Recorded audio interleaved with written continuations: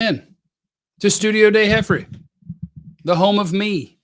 It's good to see you guys. This is me. Cavanaugh. We're going to talk about Odell Beckham and where the Cowboys and Odell Beckham stand. Spoiler alert, the Cowboys are up to their old familiar ways when it comes to contract negotiation, and that is that they will do some of this stuff in public.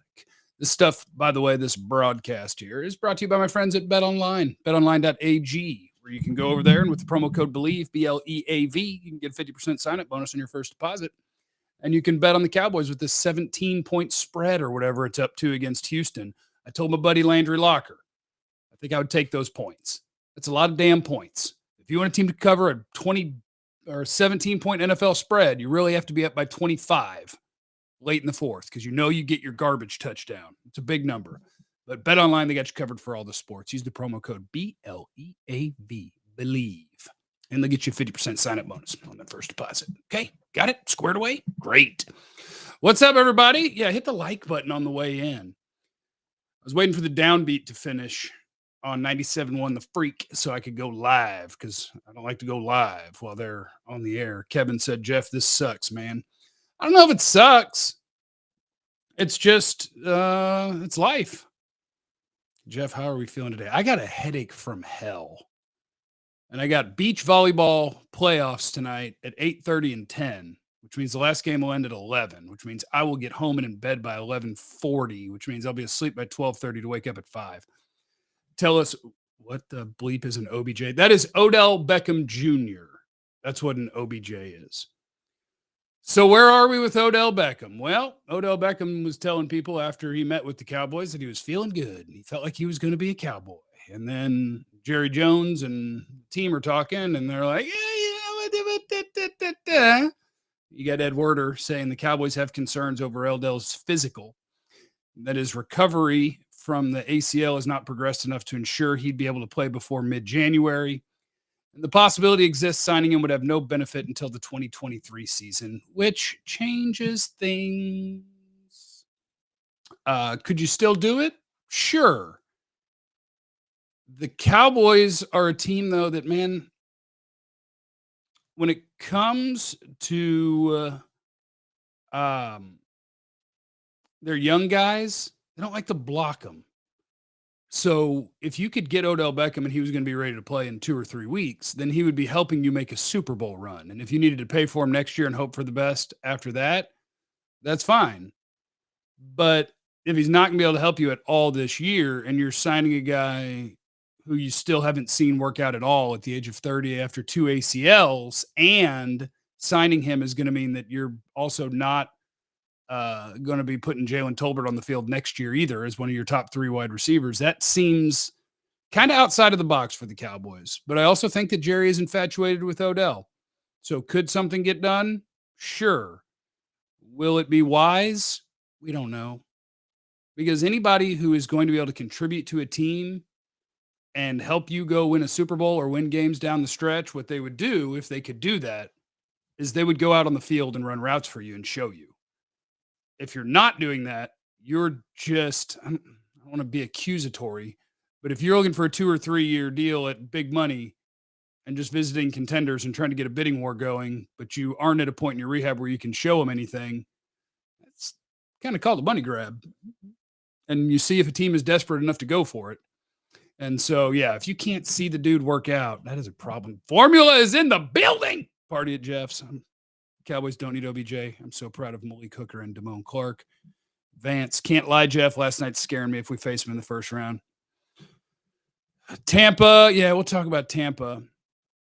Yeah, Malik Hooker, revenge game, having those 2 turnovers, and Damone Clark forcing the one that Malik Hooker ran back to the house. Dude, Damone Clark coming off of freaking spinal fusion. No camp, no nothing. Just, hey, I had surgery on my spine, and when I'm healthy, I'm just going to plop into NFL games and play decent. That's pretty damn impressive. And as far as Tampa, I don't know if scared is the right word, but yeah, if that team comes together at the wrong time for the Cowboys, and that is most likely going to be your first-round matchup. Your first-round matchup is most likely going to be Tampa Bay. because they are the 4th seed. They're the worst record division winner, and they will probably be the worst record division winner. And the Cowboys will likely be the best record wild card team. So you will likely be headed to Tampa for your first postseason game. And that it could be dicey, but whatever. I mean, if you're going to make a run, you're going to make a run against good football teams, and they could end up being a good football team. You got to go give them the business. He's already way better than Nakobe Dean. Nakobe Dean's just blocked in Philly because their linebackers are playing too well to put him on the field. Miss you being on the fan. How you liking the new job? I love the new job. The new job is at 97.1 The Freak in DFW from 7 to 11 a.m. Our show is called The Speakeasy. We are what our friend Mike Reiner calls sports adjacent. So at 8 o'clock every day is a sports segment. If it's a day after a Cowboy game, we'll probably do 3 or 4. But we're having fun. We are having the fun. Do you think McQuamo will get snaps at corner with Brown out? It is definitely possible. Kelvin Joseph is going to get these snaps. It's going to be Kelvin Joseph with Trayvon Diggs and Deron Bland. That's what it's going to be. And you are out of depth at corner. If one of those guys gets hurt, I don't even want to think about it. But Kelvin Joseph, it is time. It is time. The locker room wanting OBJ has to mean something. Also, Brady's undefeated against us. So there's that. The locker room wanting Odell Beckham probably matters. Like it can influence you, but you also can't do something that doesn't make sense. That's a bad idea just because your players like someone. I remember when Adrian Peterson was still going towards the end, and a bunch of quarterbacks in the NFL were like, "We want Adrian," and they're campaigning because it's a guy that they grew up watching and that they love. So, with Odell, if he can't help you this year, it makes it a hard sell. I wouldn't mind if they still signed him to a 2 or 3 year deal. But what you're doing there is you're putting blind faith in the fact that in a month or two, when he is fully recovered, he's going to be the same player. Keeping in mind that the same player was like a 40-yard per game guy. Rams don't win a Super Bowl without him, but trying to figure out that dollar amount is a whole different deal. And that is why they are where they are right now. Where Odell and his camp would like for there to be a bidding war to get him some monies. And the Cowboys and any other team interested would love to be shown that he's going to be able to actually help them this year. And he apparently can't show that right now, which makes it hard. And that does go to the Cowboys thing. Like he visited the Bills, he visited the Giants, and nothing about his physicals and stuff like that came out into the media. And that is something the Cowboys do. Cowboys will do it. It's part of their negotiating. Jerry will use his friends in the media to pass out information. And in this case, that information is to try to drive the price down and get the public to either be okay with you not signing him or okay with you negotiating in hardball. And then I guess Josina Anderson is out there carrying the water for Odell's camp, where she's like, just want everyone to know the Cowboys are 24th in wide receiver production, as if you give half a crap which positions get your receiving production when you have the best offense in football since your quarterback returned. Formula in the super chat. Good thing about KJ is he's bigger, sets the edge better, and tackles better than AB. Well, he tracked the ball better than AB did. We'll see. I really don't even know what to do with Kelvin Joseph. He was one of those guys that coming out of college I thought was a really, really nice prospect, and I was excited that they had him. And he's shown you basically nothing. I think he has better ball skills than Anthony Brown. But Anthony Brown's not bad when it's things in front of him or moving sideways. He's just down the field. He's back to the ball. He is trouble. We only have $7 million in cap space. You don't need more than $7 million in cap space to sign Odell Beckham. You definitely don't need more than $7 million. Deron Bland, though, yeah, Deron Bland is. I love what he's doing. And he was doing that from day one, dude. Deron Bland showed up to training camp and was like, yeah, I belong here as a 5th-round pick. Just like it was clear from day one. We knew in the first week, hey, that 5th-round pick, he's going to make the team. Because he was already doing all the special teams crap, and every time he was out there playing defense, he never looked lost, so that was good. Would you consider paying him about the same as Gallup, then releasing him or Gallup after next year? You can't. After next year. What do you do with the balls? That's from the Speakeasy. Man, paying him the same amount as Gallup. Paying 30 years old, can't pass a physical. How many months is he off of his ACL? Almost 11. And can't show you anything. Like, I think giving over $10 million a year hoping for the best is a pretty wild strategy. Oh, from the Twitch, when are you going to shave, Jeff? I thought about doing that instead of going live. And you know what I did? I hit go live. I need to shave. Your boy is looking rough. I also did a yoga sculpt class earlier, and I haven't showered since because I have volleyball in an hour. So I was just like, well, let's just sweat some more.